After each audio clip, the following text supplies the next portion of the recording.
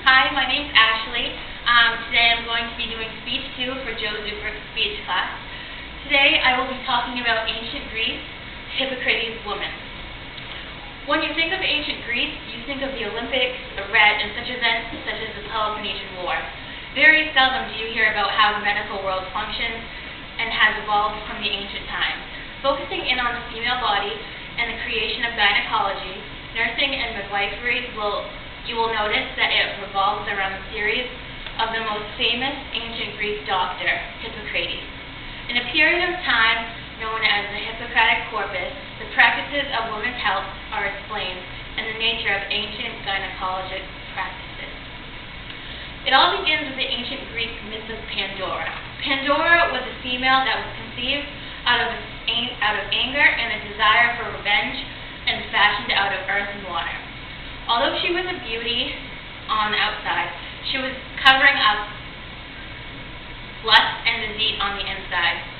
It was believed to be that Pandora's box was symbolized as a womb in Hippocratic gynecology.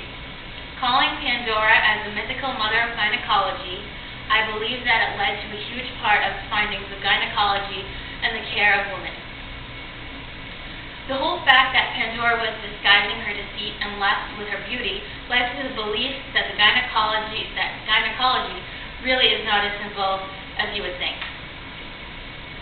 There were many theories on sexual differences between males and females.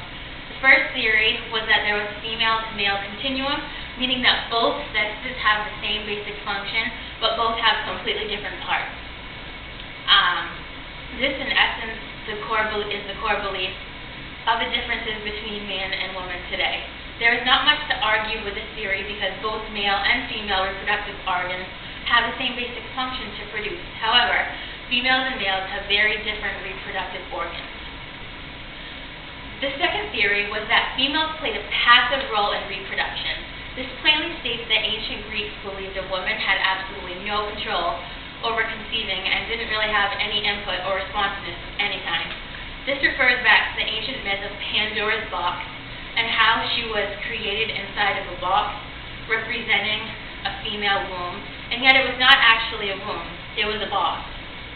This theory has evolved a tremendous amount since ancient times. In comparison, based on religious factors, just as the ancient Greeks believed Pandora was created passively, Christians believe that Mary conceived a baby just simply through God with no sex involved. Today, we all know conception happens through a physical process between man and woman. It is important to remember, however, that religion played and still plays a major role in some people's perception on the female's role in reproduction. The third theory was that sexuality was not just about the reproductive body parts, but it also extends throughout the whole body, including the mind. They believed that what represented the Hippocratic gynecology, or Pandora's box, women's sexuality was also about the mind, and it was this theory that recognized the female body as extremely opposite of the male body.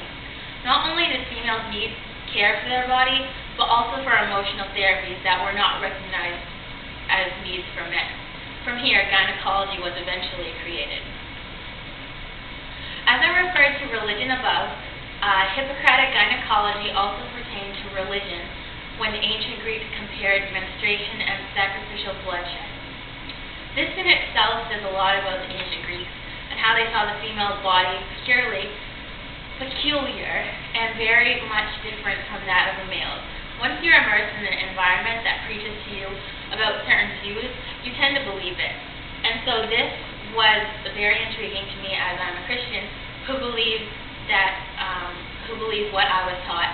I understand why they thought this because religion was part of their life. In ancient Greece and during the Hippocrates gynecology times, they had various issues dealing with getting and using the right instruments, which could conceal a good or bad healer. This is very understandable because females are very different from males. Males were the only doctors or healers in ancient times, and they needed to learn how to take intricate care of females. Something else that was well known for an ancient Greek gynecology was that the the doctors, of which were men, would have inappropriately touched them or behaved towards women patients.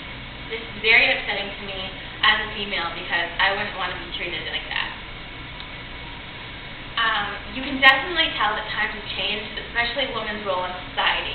Times have changed drastically, and we are more known about and therefore can be treated equally as men on the social aspect, while at the same time having a doctor to go see personally, and they will understand your body as a female. Now, doctors are made up of male and female sexes, and you actually have the possibility to choose which one you would prefer. Although there were many ethically challenging obstacles, ancient Greece was a great starting foundation in the gynecology world.